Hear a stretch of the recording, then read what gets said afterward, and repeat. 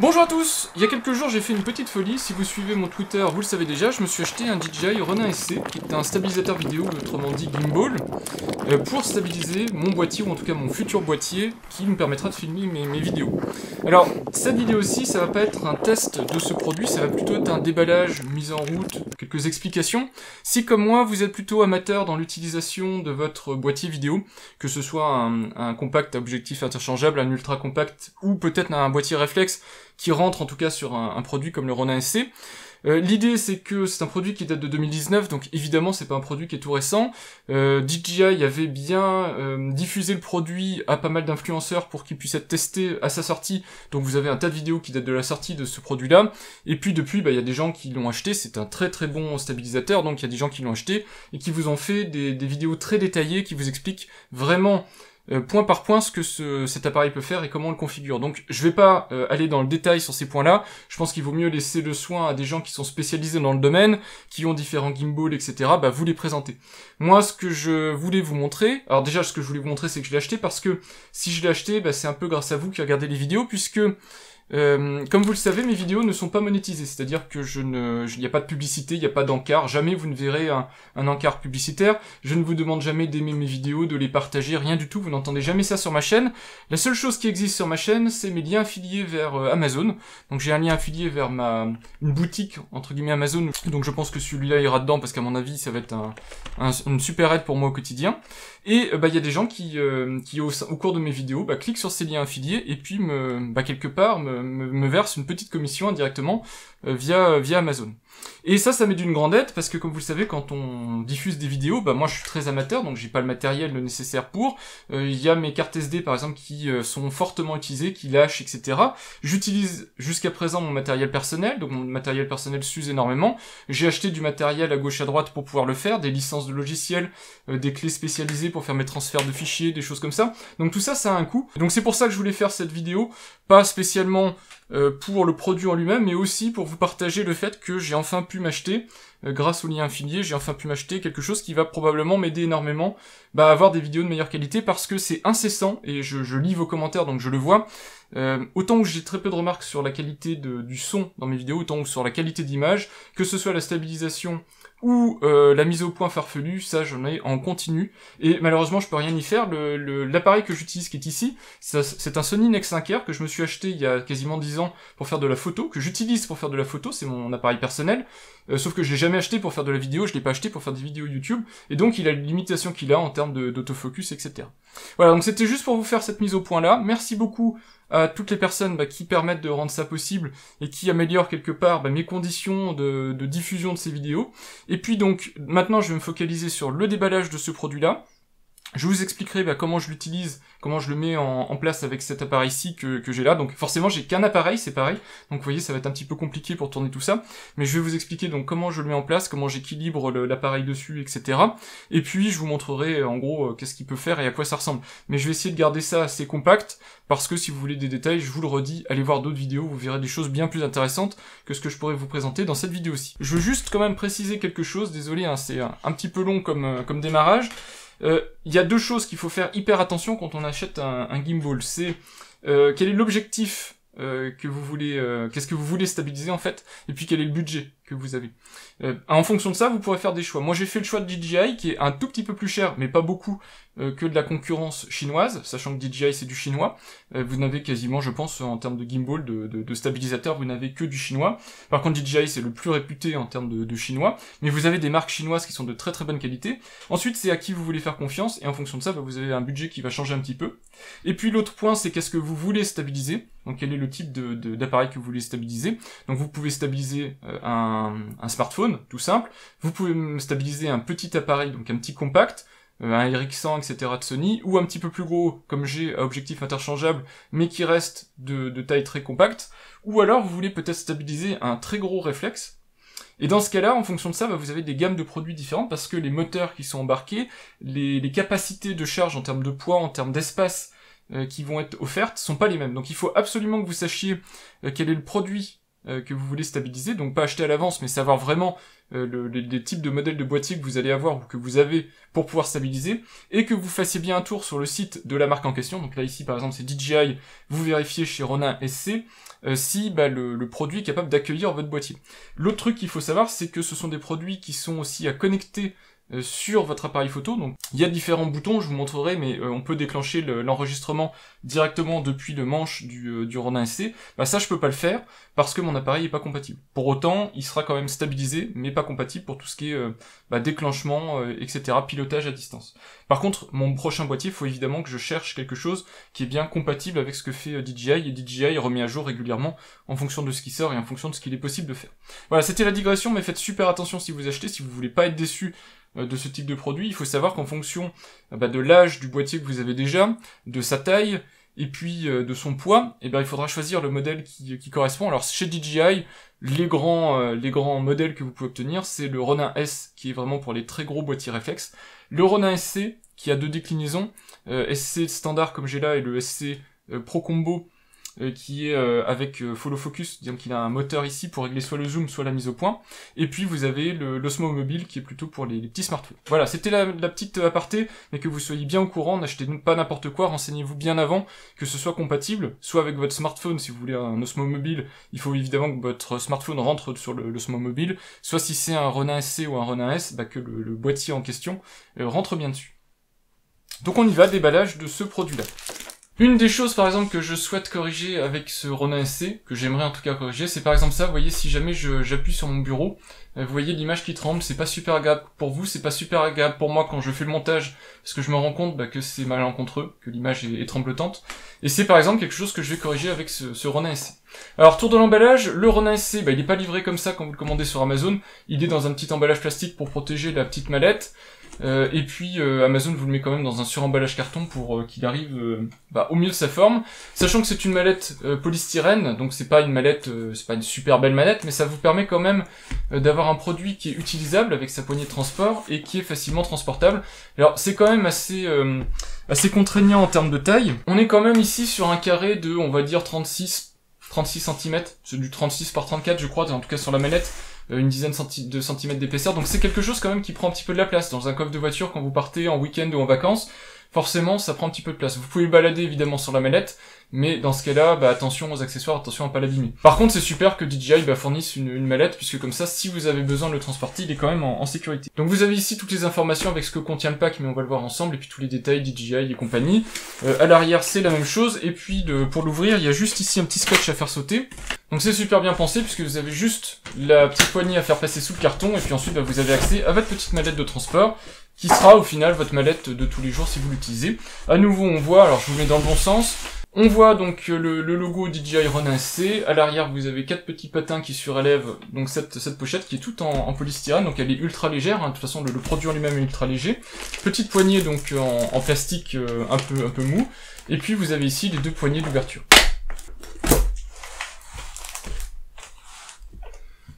Alors voilà le contenu de la mallette, vous voyez qu'il y a quand même beaucoup d'accessoires, il y a une grosse notice, moi je vais aller en vitesse comme ça sur tous les accessoires et puis on y reviendra après. Donc vous avez ici la poignée de maintien qui est aussi la poignée qui contient les batteries, c'est l'élément je pense quasiment le plus lourd de tout ça. Donc vous avez ici des contacteurs pour aller en ficher derrière le gimbal, donc ici avec les moteurs et tout ça, et vous avez ici les 2 pas de vis pour y connecter si vous voulez mettre sur un pied. Vous avez donc les 2 pas de vis standardisés pour faire tout ça. En parlant de pied, donc vous avez ici un pied qui est livré, donc vous voyez avec son pas de vis, que vous venez directement fixer ici. Donc vous pouvez mettre n'importe quel pied, mais il y a un pied, alors je vais vous le déballer pour vous montrer. Vous avez directement ici un pied, 3 éléments, comme ça. Vous pouvez directement, donc n'importe quand, donc venir le poser, et puis ça vous permettra d'avoir quelque chose de stable. Vous pouvez aussi l'utiliser soit comme deuxième poignée, donc pour être vraiment stable, soit vous pouvez aussi l'utiliser pour le plaquer contre votre poitrine par exemple, si vous voulez avoir quelque chose de stabilisé contre votre corps, si vous faites des mouvements assez brusques par exemple, ça vous permet d'avoir un élément de stabilisation qui est votre corps. Évidemment, c'est un accessoire, ce pied, vous pouvez le fixer sur ce que vous voulez, donc un trépied, un monopode, une perche, ce dont vous avez besoin pour filmer. Le produit arrive normalement déjà préchargé, évidemment il faudra le recharger, mais normalement vous avez déjà un petit peu d'autonomie pour l'essayer dès qu'il sort de la boîte. Ensuite on va parler de fixation de l'appareil photo. Donc vous avez ici le petit adaptateur. Donc ça c'est si vous avez comme moi un tout petit boîtier, bah forcément votre objectif va frotter contre le plateau du Ronin. Donc vous avez ce petit adaptateur DJI qui vous permettra de le surélever un petit peu. Donc ça c'est un premier petit plateau qui est livré. Et vous avez ici le deuxième plateau. Alors qui malheureusement est un plateau DJI. Alors il faudra avoir soit les rotules compatibles, soit à chaque fois démonter le plateau pour le mettre sur votre rotule avec votre plateau rapide à vous. Ça c'est un petit peu dommage. Moi je pense que je vais passer mon temps à quelque part à le démonter, à le remonter, ça va me faire perdre du temps. J'aurais préféré un vrai standard, mais quand même j'aurais préféré de pouvoir choisir en fait un plateau de mon goût, plutôt qu'avoir un plateau spécifique DJI pour le fixer dessus. En tout cas vous avez le plateau DJI, la petite spécificité du Ronin SC c'est que vous avez cette bague rapide ici, que vous pouvez resserrer et qui vous permettra quand vous enlevez et que vous remettez votre appareil photo, tant qu'il reste en tout cas fixé sur le plateau, bah, vous pourrez retrouver facilement la position et le bloquer pour ne pas avoir à tout recalibrer, parce que c'est quelque chose qu'il faut recalibrer à chaque fois sinon. Et donc on a le moteur ici, je le garde pour la fin, j'avais dit. On a le support de smartphone qui est extrêmement basique, hein, c'est pas un produit très luxueux, donc deux petites pincettes, et ça vient se fixer soit sur votre griffe flash, si vous voulez utiliser la griffe flash. Donc dans ce cas-là, vous démontez ça, alors si j'y arrive, voilà, vous démontez ça. Dans ce cas-là, vous le mettez sur la partie griffe flash de votre boîtier. Voilà. Et puis sinon, bah ça, vous fixez ça sur votre gimbal. Et dans ce cas-là, bah ça fait un adaptateur griffe flash où vous pouvez mettre soit donc ce support-là, soit vous pouvez mettre un microphone, etc. directement sur le bras de votre gimbal. Alors quand je dis que vous pouvez le mettre, ça se met ici là sur les petits patins qui sont sur le côté. Voilà. Et donc bah ça c'est livré, donc c'est très bien et ça vous permet d'utiliser l'application DJI donc pour avoir un suivi vidéo en fait de ce que vous filmez. Donc du coup comme ça dessus vous avez votre smartphone. Alors évidemment moi je vais pas pouvoir vous montrer tout ça parce que ça veut dire que je dois avoir le smartphone dessus, je dois avoir l'appareil photo sur le gimbal et j'ai plus rien pour filmer, c'est fini. Donc je pourrais pas vous faire des séquences où on voit tout ça en action parce que j'ai pas le matériel tout simplement pour pouvoir le faire. Vous avez des accessoires livrés avec, les clés 6 pans, des petites vis et différents accessoires qui sont de toute façon tout expliqué dans le manuel quoi en faire. Vous avez ici un câble USB, donc c'est de l'USB-C, ça c'est l'élément que j'apprécie beaucoup. On est en tout USB-C, donc c'est évidemment de l'USB type A ici de ce côté-là vers l'USB type C. Donc on a quelque chose, même s'il est sorti en 2019, qui est déjà moderne et qui est déjà actuel même en 2021. Donc ça c'est super parce que on cherche pas tout le temps des adaptateurs. Et puis enfin vous avez le moteur en lui-même, le voilà. Et donc là vous avez le Ronin SC, alors je vous le mets dans le bon sens, voilà ce que ça donne. Donc vous avez ici la trappe pour le connecter en USB-C, recharger, etc. Vous avez en dessous ici les petits patins de contact qui vont avec la poignée donc que je vous ai montré ici, donc évidemment la poignée se clipse dessus. Je le fais pas tout de suite parce qu'il y a des petits plastiques qu'il faut que j'enlève. Vous avez sur la façade ici, donc quand vous avez la gâchette, ça tombe sous le pouce, le bouton le pad de contrôle pour le gimbal. L'enregistrement il est envoyé évidemment à l'appareil photo boîtier, donc pour ça il faut le connecter en USB. Vous avez le réglage des modes, ici avec 3 modes et 3 voyants donc en façade. Vous avez ici le verrouillage du manche. Vous avez aussi un truc qui est spécifique au Ronin SC, c'est que vous avez les verrouillages des moteurs. Donc là je vous les déverrouille pour vous montrer, mais vous voyez que ici, alors il y a un patin pour éviter que ça glisse, mais ensuite une fois qu'on a enlevé ce patin-là, le moteur est libre de bouger dans tous les sens. Par contre, dès qu'on le reverrouille, voilà, vous pouvez partir en vacances, ça ne bouge plus, et c'est vraiment super. D'avoir du coup un produit comme ça que vous pouvez mettre dans un sac qui est plus petit que cette manette là si vous voulez, mais pour autant qui va pas se balader dans tous les sens parce que dès que vous libérez les 3 axes évidemment ça se balade dans tous les sens. Donc il y a évidemment des réglages à faire, vous le voyez, donc je vais essayer de vous expliquer ça rapidement. Dans la deuxième partie de la vidéo je vous montrerai le boîtier directement installé dessus et les réglages que j'ai fait. Vous avez des réglages de tilt, de panne et compagnie à faire. À chaque fois donc vous avez ici la molette de desserrage, vous réglez micrométriquement ici par rapport au poids et au volume de votre appareil pour que ce soit l'équilibre. Tout ça est expliqué sur le site DJI en photo et c'est expliqué dans le manuel. C'est un peu long et c'est un produit, c'est pour ça que c'est un produit qui est pas destiné à tout le monde, hein. C'est un produit qui nécessite quand même de s'investir un petit peu pour pouvoir l'utiliser, sinon vous risquez d'en être déçu. Si vous pensez que comme un Osmo Mobile vous fixez votre smartphone dessus et c'est parti, vous filmez, là c'est pas tout à fait ça. C'est pas très compliqué, mais il faut quand même savoir qu'il faut investir un petit peu de temps. Et à chaque fois que vous changez l'équilibre, en plus de votre boîtier, donc par exemple si vous avez un zoom, que vous sortez de zoom, ou si vous changez d'objectif, ou même si vous avez plusieurs boîtiers, que vous changez de boîtier, il faut refaire ces réglages-là.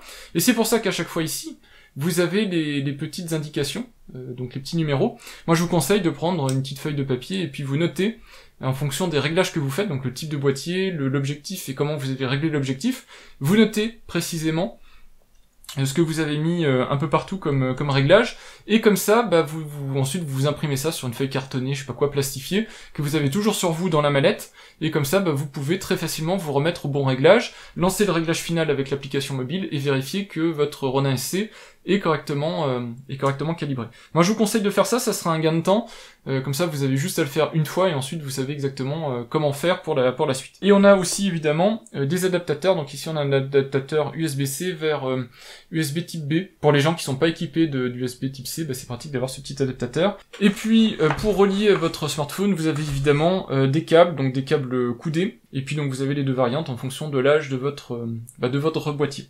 Voilà, je crois qu'on a fait le tour en termes d'accessoires. La boîte en elle-même est ultra légère, il n'y a pas grand chose d'autre à en dire. Voilà, donc j'espère que ça couvre en tout cas la partie déballage. Et puis moi maintenant, je vais mettre tout ça en route. Je vous montre pas les séquences où je vais galérer pour tout équilibrer. Et puis une fois que tout sera équilibré, je vais vous expliquer ce que j'ai fait, comment je l'ai fait. J'ai configuré et installé le Ronin SC, je l'utilise depuis quelques heures, je me fais la main dessus avec quelques plans. Malheureusement, comme il pleut dehors depuis pas mal de temps, bah, je peux pas aller faire des plans vraiment comme je voudrais en extérieur. Donc vous aurez quelques plans d'intérieur, mais c'est pas très grave. Le souci que j'ai principalement avec le Ronin SC, c'est celui auquel je m'attendais, c'est que le boîtier qui est ici, donc le Sony Nex 5R, donc mon vieux boîtier APS-C, il est extrêmement léger, il est compact, extrêmement léger, et si en plus j'utilise mon objectif du quotidien, donc le 16-50, le tout est tellement léger qu'en fait je ne peux pas équilibrer la nacelle du Ronin. Donc en fait je peux pas utiliser le Ronin avec ce boîtier là et cet objectif là. Donc même si j'ai absolument pas besoin d'un objectif zoom, je lui ai mis cet objectif là qui est beaucoup plus lourd, qui me permet de rester dans des mesures, on va dire, raisonnables pour la nacelle. Sinon, même en étant à 4, avec l'objectif, avec ce petit objectif-là, c'était pas équilibré. Donc, vous voyez, là, au moins, j'ai quelque chose qui est raisonnable. Alors, au niveau des réglages, c'est pas très compliqué.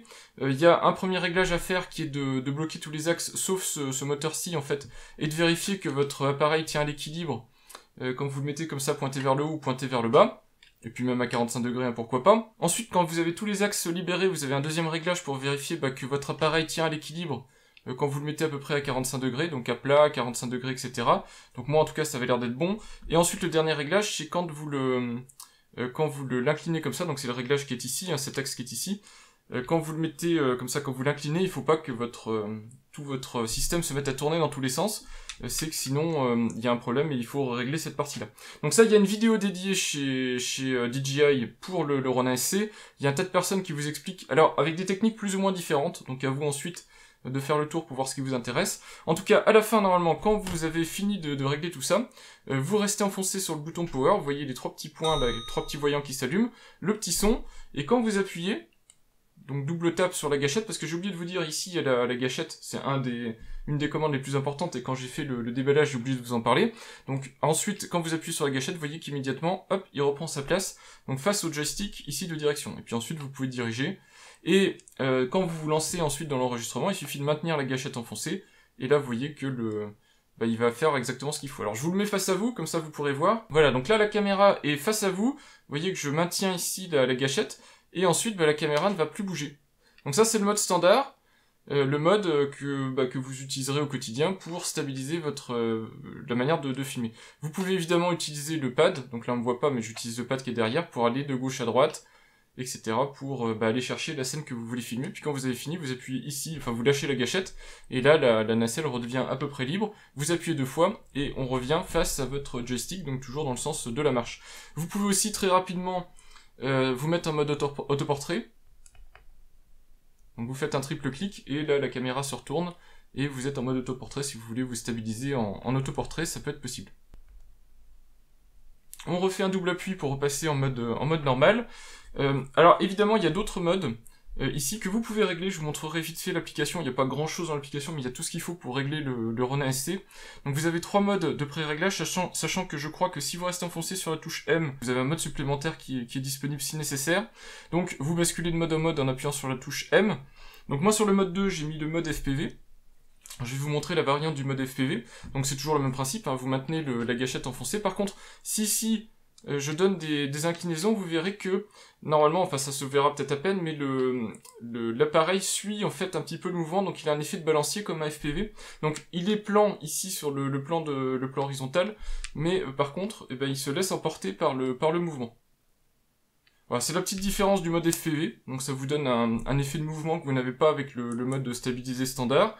Et puis vous avez le mode 3 ici, qui est un mode que vous mettez contre vous, qui vous permet d'avoir entre autres, donc ça annule certains axes, mais ça vous permet d'avoir le mode 360 que j'ai utilisé pour préparer l'introduction de la vidéo.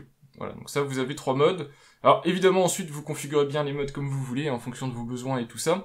Mais c'est les modes que vous pouvez configurer que je trouve les plus utiles en tout cas à mettre sur le Ronin.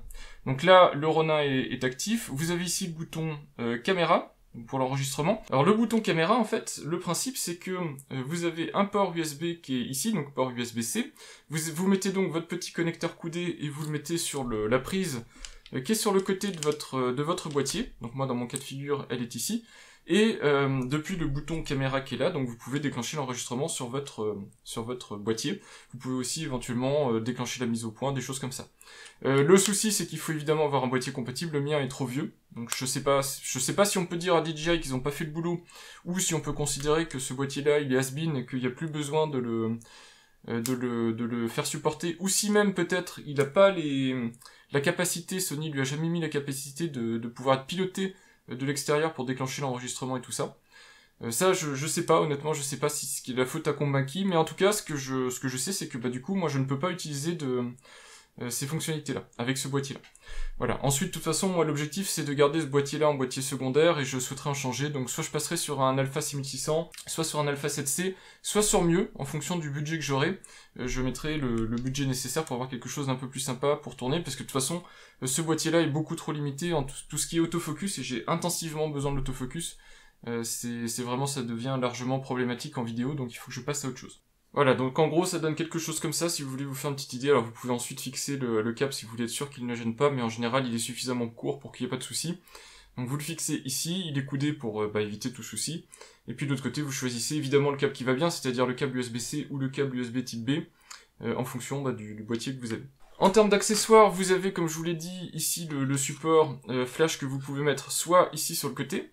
Et dans ce cas-là, vous pouvez régler ça comme vous voulez pour mettre votre smartphone à l'horizontale ou à la verticale. Vous pouvez le régler dans tous les sens. Moi, je vous l'ai dit, je n'ai pas de troisième caméra, donc je peux pas me permettre d'avoir et un boîtier ici et ici un smartphone pour vous montrer la totale. Mais si vous voulez, vous pouvez avoir donc un smartphone, tout est réglable, donc en termes d'inclinaison, en termes d'orientation, donc vous pouvez régler ça comme vous voulez pour avoir toujours devant vous le smartphone qui vous donne les indications, voire qui vous fait même la sortie vidéo pour pouvoir suivre ce que vous filmez. Donc ça c'est plutôt pas mal, sachant qu'en plus ici, cette pièce-là, c'est une griffe flash, donc vous pouvez mettre dessus, si vous le voulez, vous pouvez mettre soit directement un microphone ou autre, si vous voulez filmer comme ça en ayant le micro là. Je sais pas si c'est idéal avec les commandes à côté, mais vous pouvez le faire. Vous pouvez mettre aussi, si vous voulez, sur votre griffe flash, vous pouvez mettre évidemment le support avec le smartphone directement sur l'appareil. Évidemment, ça va alourdir le tout, mais si votre boîtier est plutôt léger, c'est pas forcément un souci. Je conclue maintenant vite fait sur les qualités du Ronin SC. Évidemment, les qualités en tant qu'utilisateur d'une journée, en gros, on va dire, donc j'ai pas vraiment un retour suffisant. Pour ça, allez voir sur YouTube, vous aurez, ou sur des blogs même de photos vidéos, vous aurez un tas de retours super intéressants. Moi, je vous le dis juste en tant qu'utilisateur qui n'a jamais manipulé de gimbal, et puis qui voulait se lancer dedans. Est-ce que c'est compliqué, facile, des choses de ce type-là. Et je dois dire que la calibration de la nacelle, ça nécessite quand même d'investir un petit peu de temps, parce que si vous avez du matériel, on va dire un peu plus standard que moi, donc un peu plus moderne, un peu plus peut-être volumineux ou lourd, sur ce type de produit, ça va se passer très bien. Mais c'est vrai que moi j'ai cru que je m'y prenais mal, et en fait c'était juste parce que j'avais un ensemble qui était trop léger pour l'appareil, et donc il n'y a pas les réglages nécessaires pour pouvoir faire le nécessaire, et d'autant plus que malheureusement DJI ne fournit pas le kit de contrepoids. Il y a un kit de contrepoids qui existe pour pouvoir quand même pallier à ça, mais ils ne fournissent pas ce kit là. C'est à vous de l'acheter en option. Alors c'est déjà très bien qu'il y ait ce kit possible, mais malheureusement c'est à vous de payer si vous voulez le contrepoids. Vous pouvez éventuellement, si jamais vous êtes dans mon cas de figure, acheter une cage pour votre appareil, ça l'alourdira, et je pense que ça réglera aussi en partie en tout cas les problèmes que vous pouvez avoir. Donc voilà, sinon en termes de réglage, si vous suivez, alors moi j'ai suivi les instructions de DJI, j'ai pas suivi les instructions que j'ai pu voir sur différentes vidéos ou blogs vidéo, parce que comme ça j'ai gagné du temps. Honnêtement ça allait beaucoup plus vite que certaines instructions qui étaient un petit peu bizarres parfois. Alors maintenant c'est des gens qui ont l'habitude d'utiliser ça au quotidien, donc j'imagine qu'ils savent ce qu'ils font. Moi c'est juste que ce que je peux dire c'est que voilà, je m'en suis mieux sorti avec les instructions DJI, et au final ça marche très bien. Pour les réglages, je vous montre au gros plan si ça vous intéresse. Donc il ne faut pas confondre ces grosses vis ici en aluminium qui sont les vis de réglage, donc pour serrer les différents réglages, avec les petites choses qu'on peut trouver ici, là, qui sont les verrous d'axe, donc qui permettent de bloquer la rotation des moteurs qui sont là. Donc vous avez un moteur là, un moteur ici, et un moteur ici. Et donc il faut faire le réglage des 3 moteurs, donc des 3 axes. En particulier, donc vous avez celui-là à faire d'abord, et puis ensuite vous avez l'autre réglage à faire qui se trouve donc ici, qui fait en sorte que votre objectif tient à l'équilibre à 45 dans un sens, à 45 dans l'autre. Donc ça se fait ici, mais faites attention, cette vis de verrouillage là, elle déverrouille à la fois le réglage micrométrique, donc ici il y a des petits clics que quand vous réglez là, elle règle aussi, elle serre en fait le plateau sur le support du plateau. Heureusement vous avez ce petit truc là qui sert de maintien, pour que si jamais le plateau glisse vers l'avant et va pour partir, vous avez quand même ça qui retient. Alors, je sais pas à quel point ça retient quand ce qui est installé dessus est serré, mais faites quand même bien attention de bien tout serrer quand vous êtes prêt. Et surtout aussi quand vous êtes prêt à filmer, n'oubliez pas de bien déverrouiller tous vos moteurs, sinon vous allez avoir un souci. Je pense pas que ça risque de casser quoi que ce soit, mais c'est jamais bon de lancer le Ronin avec les verrous moteurs en place. Sachant que moi, dans le peu de temps que je l'ai déjà utilisé, j'ai oublié de déverrouiller un axe, donc c'est pas non plus très grave, hein, ça ne casse pas le gimbal, mais bon, n'oubliez pas de le faire. En tout cas, voilà, vous avez les différents réglages qui sont ici. Il faut bien faire ces réglages, hein, et puis de toute façon, l'application mobile, que je vous montre maintenant, vous permettra d'aller plus finement dans les réglages, et de voir si c'est bien configuré, et puis si c'est possible d'utiliser ensuite le Ronin SC. L'application mobile pour Android, puisque moi je suis équipé d'un smartphone Samsung Galaxy S10 Plus, donc elle est trouvable directement dans le Google Play Store. Vous cherchez DJI Ronin, il y a une application pour tous les Ronins, une seule.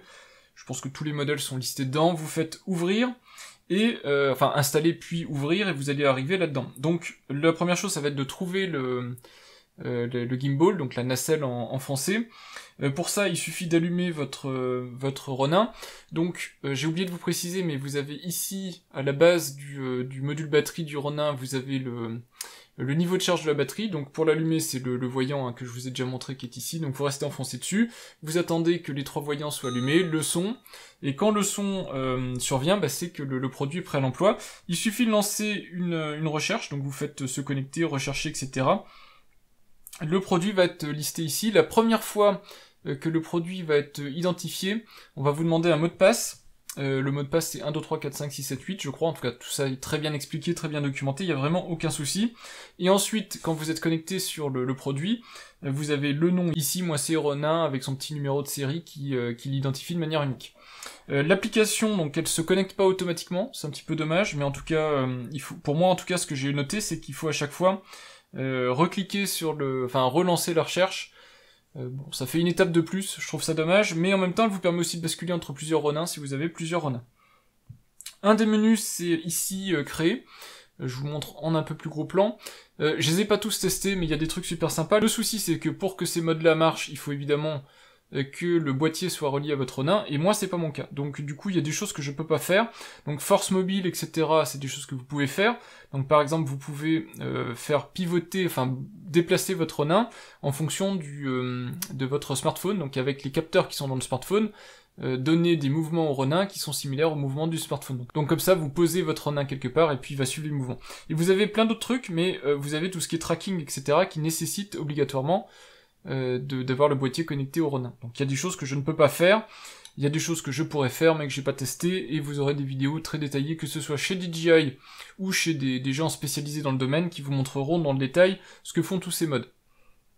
Vous avez aussi la possibilité de lancer le test d'équilibrage. Donc le test d'équilibrage, j'ai pas l'appareil dessus puisque évidemment je suis en train de filmer, hein, c'est pour ça que je vous dis j'ai pas mal de limitations actuellement, mais en gros vous inclinez comme ça le Ronin avec évidemment les axes relâchés et l'appareil photo dessus, et il va vérifier que la calibration est ok, et si c'est ok, il vous dit pour tous les axes si ça va bien. Si ça va pas, il vous dit que ça ne va pas, et vous avez en plus le tutoriel ici avec les différentes astuces pour correctement équilibrer tous les axes.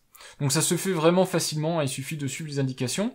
Quand vous l'avez fait, vous pouvez ensuite aller ici régler de manière avancée les moteurs, pour avoir quelque chose soit de moins rapide, de plus souple on va dire, pour avoir un effet plus cinématographique, soit quelque chose de plus efficace, de plus dur, pour avoir un effet plus sportif. Donc à vous de régler en fonction de ce que vous voulez. Par défaut, il y a un autotune qui est fait, au premier étalonnage, donc comme ça vous avez un truc qui est un compromis, je dirais, qui est plutôt d'ailleurs un peu sportif, hein, qui est un peu sec dans ses mouvements, mais qui vous permettra quand même d'avoir un truc assez facile d'emploi. Vous avez les profils utilisateurs, donc les profils utilisateurs, je vous l'ai dit, ce sont les 3 petits voyants que vous avez ici, donc les 3 modes que vous pouvez changer avec le mode, justement le bouton mode. Pour chacun de ces 3 modes, évidemment, vous pouvez, sur ce petit menu qui est là, choisir quel est le mode que vous voulez. Donc vous voyez que par défaut, il y a 5 modes, dont un qui est personnalisé, donc que vous pouvez régler comme vous voulez. Voilà, donc en gros ce que vous pouvez faire, et puis de toute façon vous pouvez régler à chaque fois des réglages avancés, donc de vos boutons, etc., en fonction de vos préférences pour le mode en question. Donc ça vous permet d'avoir 3 modes, donc moi j'ai mis en 1, j'ai mis suivre, panneau et inclinaison. En 2, j'ai le mode FPV qui donne cet effet un peu plus sportif à l'image. Et puis en 3, j'ai le mode roll 360 degrés qui me permet d'avoir la rotation que je vous ai déjà montré, avec à chaque fois la possibilité d'aller dans les réglages avancés pour contrôler tout ça dans le détail. Vous avez de toute façon toujours le pourcentage de batterie qui est à la fois dans l'application mobile et évidemment sur le manche du Ronin. Le Ronin, sinon, il est assez autonome, hein. Pour moi, il n'y a pas besoin de l'application mobile une fois que vous avez fait les réglages, sauf si peut-être vous êtes vidéaste, que vous avez différentes séquences à filmer, et que vous voulez absolument avoir la possibilité de régler comme ça les modes. Sinon, je pense que vous réglez 3 modes que vous utilisez le plus, et puis vous êtes tranquille, sachant qu'il y a en plus des modes, et ça j'ai toujours pas revérifié dans le manuel, mais vous regarderez vous-même si vous êtes intéressé, vous avez le double-clic sur le bouton menu, enfin mode, et puis l'appui prolongé sur le bouton mode, donc vous avez 2 modes supplémentaires qui sont accessibles directement aussi comme ça. Je crois qu'ils sont arbitraires, on peut pas les changer, mais en tout cas vous avez, je pense, en gros 5 modes accessibles très facilement. Donc pour moi ça suffit largement pour tous les usages. Vous pouvez vérifier aussi le statut de tout ça, et vous avez un mode démo. Le mode démo vous permet de voir en gros de quoi est capable ce produit. Je vous mettrai là une petite séquence pendant que vous regarderez l'image, comme ça vous verrez à quoi ça ressemble le mode démo. C'est plutôt pratique, mais bon, il n'y a rien non plus de révolutionnaire, ça vous montre juste ses capacités du produit. Vous pouvez aussi, dans ce menu-là, désactiver le mode selfie si vous en avez pas besoin, le roll 360 si vous en avez pas besoin, réétalonner, remettre à zéro le Ronin, donc vraiment tout ce qu'il faut dans cette application-là, et puis s'il y a besoin, vous pouvez mettre en veille votre Ronin. Donc vous pouvez l'éteindre comme ça directement après depuis l'application. Enfin c'est pas vraiment une extinction, hein, c'est juste qu'il va économiser les moteurs en fait on le voit ici, il se met à clignoter. Voilà, et ça permet de préserver la batterie pour éviter d'avoir à l'éteindre, comme ça il est tout de suite opérationnel, mais en même temps vous n'usez pas les moteurs, vous ne consommez pas la batterie inutilement, et puis quand c'est nécessaire vous pouvez le ressortir de veille. Voilà, donc une application qui est simpliste, qui est pas toujours utile à utiliser, mais si vous voulez aller surtout dans ces modes créatifs, là vous en aurez besoin, et c'est là où, par rapport à des modèles de génération plus récente, c'est là où le bas blesse, puisque vous aurez besoin forcément du smartphone pour les lancer, là où sur des modèles plus récents, vous n'aurez pas nécessairement besoin du smartphone. Le gros avantage du DJI Ronin SC, c'est le verrouillage des axes, donc une fois que vous avez éteint le moteur, vous pouvez facilement, alors soit pour ici avoir une position, on va dire, de repos, de présentation, vous pouvez verrouiller les axes, et donc dans ce cas-là, vous avez quelque chose qui est stable, qui peut vous servir éventuellement de trépied d'appoint, même si bon ça vibre un petit peu. Vous pouvez très facilement sortir l'appareil photo. Alors vous devez dévisser ici. Alors faites attention quand vous dévissez ici, parce que vous allez faire le déréglage et du plateau, et ici si vous avez le malheur d'appuyer dessus de cet axe-ci. Donc on fait doucement, on ressort comme ça l'appareil et on appuie sur le petit bouton ici qui permet de relâcher la plaque. Alors la plaque éventuellement si vous avez la rotule qui a le support d'attache rapide compatible, vous pouvez l'utiliser, mais sinon il va falloir à chaque fois la mettre et l'enlever, donc bien noter déjà l'endroit où vous l'attachez. Vous avez ces petits supports là en plus si nécessaire, donc parce que moi vous voyez par exemple que j'ai directement l'objectif qui est en contact avec la plaque, mais je pouvais pas faire autrement, parce que sinon ça ravance un petit peu le centre de gravité, et c'est fichu. Et puis surtout faites très attention, parce que si vous avez, alors ici il est verrouillé, mais si vous avez un zoom comme moi, ici en faisant ça, vous changez le centre de gravité de l'ensemble, donc forcément il faut tout recalibrer si vous voulez filmer comme ça avec un zoom sorti. Donc pour chaque réglage que vous faites, qui a un impact évidemment sur le centre de gravité, si vous avez un objectif à zoom, mais que en gros le poids reste à peu près le même au niveau de l'objectif, il n'y a pas besoin. En général, de toute façon, on ne zoome pas avec ce type de produit, mais si vous voulez le faire avec un zoom optique, dans ce cas-là, il faudra recalibrer en fonction de vos réglages. Et donc, moi, ce que je trouve super embêtant, c'est cette plaque-ci, que je n'utilise qu'avec le Ronin, du coup, et qui est très peu pratique parce que je n'ai pas les rotules, je n'ai pas les supports d'attache rapide compatibles. Donc je vais essayer de trouver une solution pour pouvoir repartir sur du Manfrotto. Donc avoir ici un support rapide Manfrotto fixé sur la plaque rapide du Ronin pour gagner un petit peu de temps et pour pouvoir comme ça rapidement réutiliser mon appareil photo à d'autres fins. Parce que, et c'est l'autre point, je sais pas pourquoi, mais toutes les vis qui sont fournies par DJI sont des vis comme ça, avec utilisation tournevis. Il n'y a pas les petites attaches qu'on peut trouver sur différents supports, où ici vous avez en plus de quoi serrer la main, ou desserrer la main, et rabattre, ce qui est quand même ultra pratique, et qui coûte rien, et je sais pas pourquoi DJI n'a pas fait ça. Voilà, donc j'ai pas grand chose à dire du Ronin SC. Faites attention, donc comme moi, à la compatibilité. Vous pouvez avoir un boîtier qui n'est pas compatible, qui n'est pas dans la liste des produits compatibles, mais attendez-vous à ce qu'il y ait des choses qui marchent pas. Mécaniquement, s'il fait le poids requis, vous arriverez à le faire fonctionner quoi qu'il arrive. Quelle que soit la génération de votre boîtier, ça fonctionnera. À partir du moment où l'encombrement reste similaire à quelque chose qui est compatible, donc vérifiez juste si l'encombrement de votre boîtier plus votre objectif, c'est compatible avec quelque chose qui est déjà compatible sur le Ronin SC. Et puis évidemment, la partie électronique, donc la partie USB, etc., ne sera pas compatible si elle n'est pas décrite comme compatible par DJI. Et puis surtout, le truc qui est génial, c'est le verrouillage des axes, puisque comme ça, très rapidement, faut que je retrouve où est la petite commande pour l'autre, ici, hop, voilà, vous pouvez vous retrouver avec un machin qui est facile à ranger dans un sac. Vous voyez que ça prend très peu de place, et puis c'est tenu, donc ça se balade pas partout.